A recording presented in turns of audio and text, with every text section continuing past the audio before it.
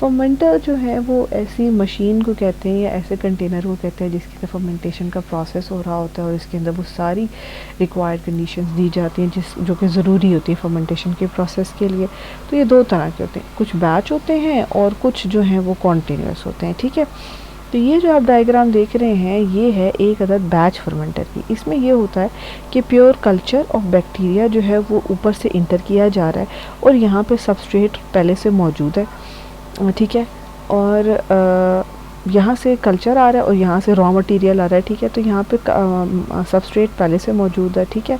तो उसके ऊपर ये बैक्टीरिया एक्ट कर रहा है और इसको जो है वो सबस्ट्रेट को प्रोडक्ट्स में कन्वर्ट कर रहा है, क्योंकि बैक्टीरिया के अंदर क्या होते हैं, एंजाइम्स होते हैं, जो प्रोडक्ट्स बन जाते हैं तो यहाँ से निकाल लिया जाता है फिर मज़ीद। तो मतलब बैच बाय बैच कर रहे हैं, मतलब एक बल्क करने के बाद उसको निकाल लिया, फिर दूसरा बल्क, फिर तीसरा बल्क, ठीक है, बारी बारी। तो इसको बारी बारी जब करते हैं तो इसको बोलते हैं बैच फर्मेंटेशन और इस रिएक्टर को बोलते हैं बैच फर्मेंटर।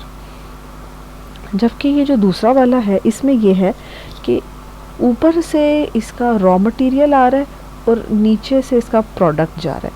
होता ये है कि बैक्टीरियल कल्चर अंदर ही मौजूद है, यहाँ से रॉ मटेरियल आ रहा है, बैक्टीरिया इसके अंदर ग्रो कर रहा है और ग्रो करने के बाद जो प्रोडक्ट्स हैं वो आगे चली जाती हैं, ठीक है। और जब वो आगे, जैसा कि अगर आप ग्रेप्स डाल दें इसमें और ग्रेप से वाइन बनती जाए, अब क्या है वो ग्रेप्स जो हैं वो ज़्यादा डलेंगे लेकिन वक्त के साथ साथ वो कंज्यूम होने के बाद पीछे थोड़े से बच जाएंगे, कुछ वेस्ट होगा और जो वाइन लिक्विड होगी वो यहाँ से इजीली बह के नीचे आ सकती है। और उसी जो पीछे मटेरियल बच गया उसमें कुछ ना कुछ बैक्टीरियाज होंगे तो वो पीछे से मज़ीद जो रॉ मटेरियल आ रहा है वो उस पर एक्ट करके फर्मेंटेशन को कंटिन्यूली करते रहेंगे और जो मटेरियल बनता जाएगा वो यहाँ पे जमा होकर नीचे से हम लोग यहाँ पे कलेक्ट करते रहेंगे। तो ये है आपका प्रोसेस ऑफ कॉन्टीन्यूस फर्मेंटेशन, ठीक है। तो ये है difference between batch and continuous fermentation. Advantages and disadvantages जो हैं वो आप यहाँ पे देख लें कि जब आप बायोटेक्नोलॉजिकल प्रोसेसेस करते हो तो नॉर्मली उसके लिए special kind of bacteria use होते हैं जो कि ओपन इन्वायरमेंट में यूज़ नहीं किए जा सकते। तो आप क्या करते हो कि आप एक रिएक्टर के अंदर करते हो ताकि आप उन स्पेशल बैक्टीरिया को, समटाइम जो मॉडिफाइड बैक्टीरिया करें तो उनको उस रिएक्टर के अंदर ही इस्तेमाल करो और उनको इजीली मॉनिटर किया जा सके और उनको इजीली कंट्रोल किया जा सके, क्योंकि अगर वो ओवर ग्रो कर जाएंगे या वो मर जाएंगे तो फिर नुकसान होगा। इसी तरह से फर्मेंटेशन जो है उसके प्रोसेस को ऑप्टिमाइज़ किया जाता है, किसके लिए, ग्रोथ ऑफ माइक्रो ऑर्गेनिज्म और डिफरेंट जो न्यूट्रिएंट्स की अवेलेबिलिटी के लिए, यानी कि हर फर्मेंटेशन रिएक्शन के लिए ख़ास ऑक्सीजन की, पीएच की, न्यूट्रिएंट्स की और टेम्परेचर की ज़रूरत होती है। तो उन चीज़ों की क्वांटिटी को ऑप्टिमाइज़ रखने के लिए ताकि वो हर वक्त एक जैसी रहे फर्मेंटेशन रिएक्टर को बनाया जाता है। देखो यहाँ पे इसमें कंट्रोल्स लगे हुए हैं जिनसे वो पता चल रहा है कि इसमें प्रेशर कितना है और इसमें क्या क्या चीज़ कितनी अमाउंट में जा रही है, ठीक है। इस तरह के कंट्रोल्स लगे हुए होते हैं। अच्छा, अब हम बात करेंगे कि जेनेटिक इंजीनियरिंग क्या होती है, ठीक है। जैसा कि मैंने आपको बताया था कि जेनेटिक इंजीनियरिंग जो है उसमें हम डीएनए को रिपेयर करते हैं और चेंज ही कर देते हैं। तो जेनेटिक इंजीनियरिंग के लिए एक और लफ्ज़ है रिकॉम्बिनेंट डीएनए टेक्नोलॉजी, ठीक है। इसमें ये होता है कि आर्टिफिशियली हम सिंथेसाइज करते हैं, मॉडिफाई करते हैं, रिमूव करते हैं, ऐड करते हैं और रिपेयर करते हैं किसको, डीएनए को, ठीक है। इसमें ये होता है कि फ्रैगमेंट को अटैच कर दिया, कोई निकाल दिया, कोई न्यू किसी दूसरे ऑर्गेनिज्म का चिपका दिया, ठीक है। ये सब चीज़ें होती हैं। तो सारी भी होस्ट ऑर्गेनिज्म जो हैं बैक्टीरियम वगैरह, उनके अंदर जो मॉडिफाइड जीनोम है हम इंट्रोड्यूस कर देते हैं और फिर वो जो भी वो चीज़ें बना लेते हैं। इसमें डिफरेंट तरह के ऑब्जेक्टिव जो हैं वो क्या है। ऑब्जेक्टिव पहला ये है कि isolation of a particular gene और पार्ट ऑफ ए जीन, ठीक है। सबसे पहले तो हमें एक पर्टिकुलर जीन को या जेनेटिक पार्ट को हमने लोकेट करके कहीं से सही तरीके से वहाँ से एक्सट्रैक्ट करना है, आइसोलेट करना है। Word, the best word is isolate. उसके बाद production of particular RNA and protein molecules. उसके बाद ये होता है कि आप उस कुछ ख़ास किस्म के आरएनए एंड प्रोटीन मॉलिक्यूल्स आपको जो है ना उससे बनानी है, उस जीन से।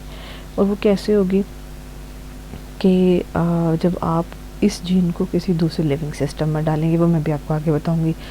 फिर improvement in the production of enzyme. इससे ये होगा कि जब आप पहले से आई हुई जीन को जब आप एक नए बॉडी में डालोगे वहाँ पे हो सकता है हाई प्रोडक्शन हो एंजाइम की, और फिर आप उसको कमर्शियली इजीली जो है वो ग्रो कर सको, कम टाइम में ज़्यादा प्रोडक्शन बनना शुरू हो जाए उसकी। और फिर treatment of genetic disorders in the higher organism, जैसे कि ह्यूमन है, एनिमल्स हैं, उनमें जो भी ऑर्गेनिजम्स में मसले मसाइल हैं उनको करेक्ट करने के लिए, ठीक है। सो आइसोलेशन ऑफ द जीन, ये डिफरेंट तरह जो ऊपर हमने पढ़े हैं। अच्छा, इसमें हमने जो जैसे हमने जेनेटिक इंजीनियरिंग के बारे में पढ़ा कि उसके डिफरेंट जो है वो ऑब्जेक्टिव्स हैं। अब हम देखते हैं कि बेसिक प्रोसेस है क्या। तो इस प्रोसेस के अंदर टोटल जो है वो 5 स्टेप्स इन्वॉल्व हैं, आपको ये एज इज याद करने। First step is isolation of the gene, then is insertion of the gene and into the vector, and then transfer of recombinant DNA into the host organism, then growth of the GMO and expression of the gene is the last step. तो इस सारे को हम ना एक काम करते हैं, यहाँ से देखते हैं, ठीक है।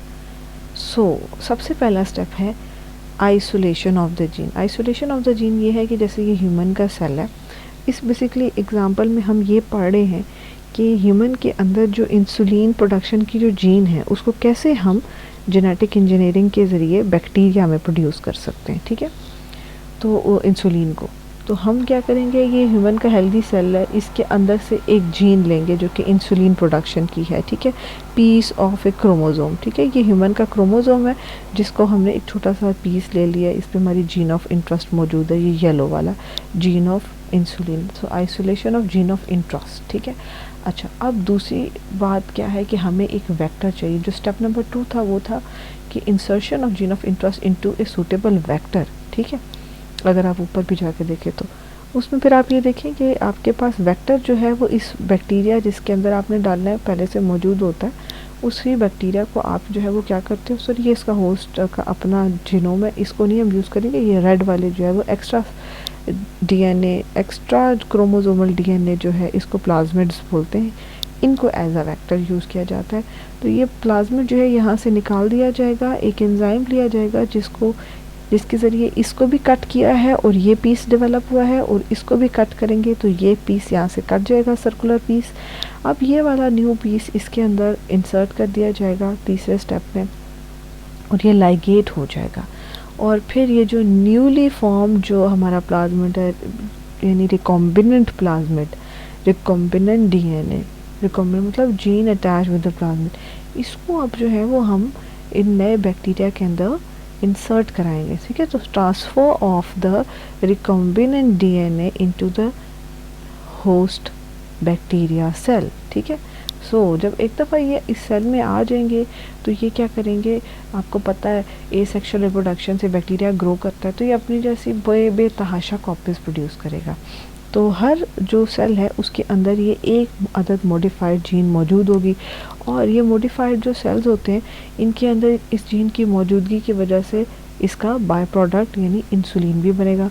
और जब हमारे पास ढेर सारी इंसुलिन आ जाएगी वो इन सेल्स के अंदर, तो हम जो है वो इन सेल्स को ब्रेक करके उनसे इंसुलिन निकाल सकते हैं, या डिपेंडिंग अपॉन कि हमने कैसे उसको इंसुलिन को आइसोलेट करना है, उसमें से कलेक्ट करना है, ठीक है। तो इस तरह से ये जो है वो सारा प्रोसेस होगा, और आपका first step isolation of gene of interest, second step insertion of gene of interest into the suitable vector, third step introduction of the vector DNA या plasmid vector or the plasmid, modified vector into the bacterial host bacterial cell, and then this bacteria cell, when it will take up this gene, this DNA molecule, this plasmid molecule, it will become genetically modified bacterium, and this will give rise to similar cells, and these similar cells will produce lots of insulin gene, ठीक है, and insulin protein hormone, and then that will be collected and used for the health purpose, okay, of patients suffering from sugar और diabetes, ठीक है। इसके बाद एक और topic है आपके बुक में, that is single cell protein ये क्या होती हैं? हाँ जी, सिंगल सेल प्रोटीन्स जो हैं वो बेसिकली इसके ख़ास किस्म की जो है वो प्रोटीन्स होती हैं, ठीक है। इसमें इंसुलिन भी आती है, ठीक है। होता ये है, ये ऐसी प्रोटीन है, they are extracted from the pure cultures of algae, yeast, fungi और बैक्टीरिया, ठीक है, सही है। सो ये वो प्रोटीन्स हैं जिनको जेनेटिक इंजीनियरिंग के ज़रिए बनाया जाता है and they can be easily extracted from the cell culture of these organism, ठीक है, ओके।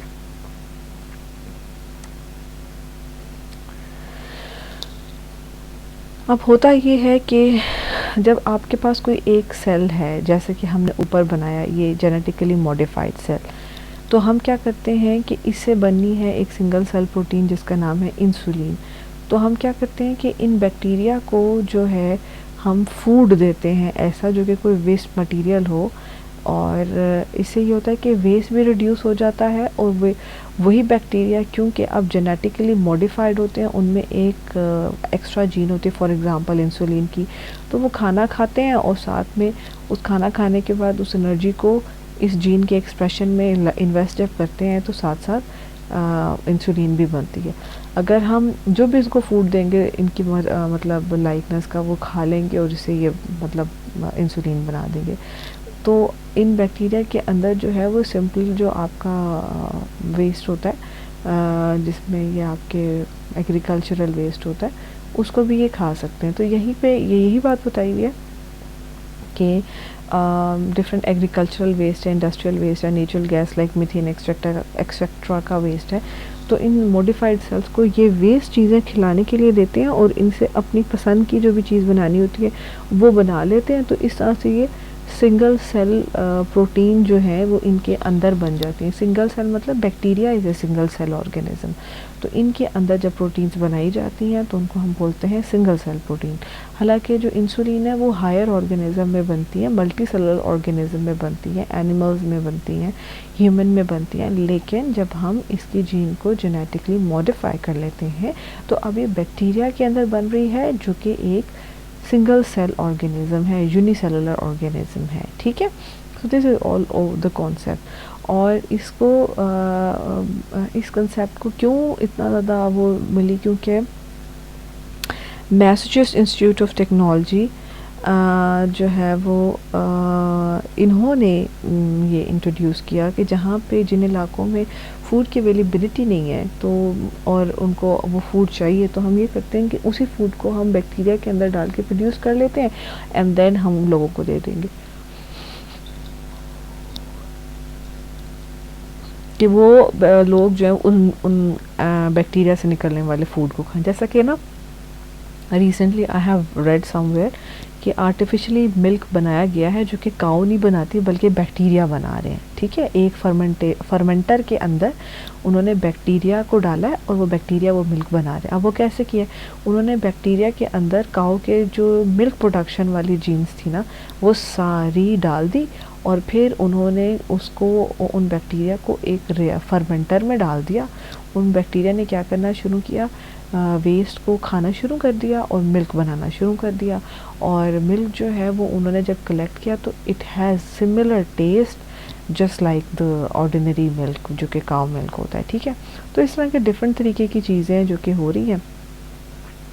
सो आई होप कि आपको ये बातें समझ आएगी, you can read it here. So आप इसके लिए सिंगल सेल प्रोटीन के लिए यीस्ट को भी यूज़ कर सकते हैं, ठीक है। और आप जो है वो रॉ मटेरियल के तौर पे आप दूसरी बहुत सी चीज़ों को यूज़ कर सकते हैं, ठीक है। एसेंशियल अमीनो एसिड बनाने के लिए यूज़ किया जा सकता है। So this is all the information.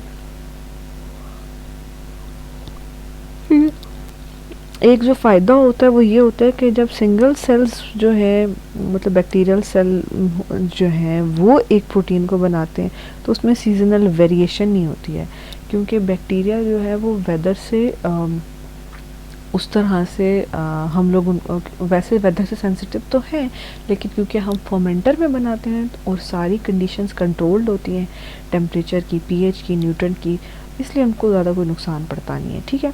सो यहाँ पे हमारा ये जो टॉपिक है ये लाइक कवर हो जाता है। और if you have any confusion about this topic of biotechnology, we can discuss in the class. Thank you for listening and good luck.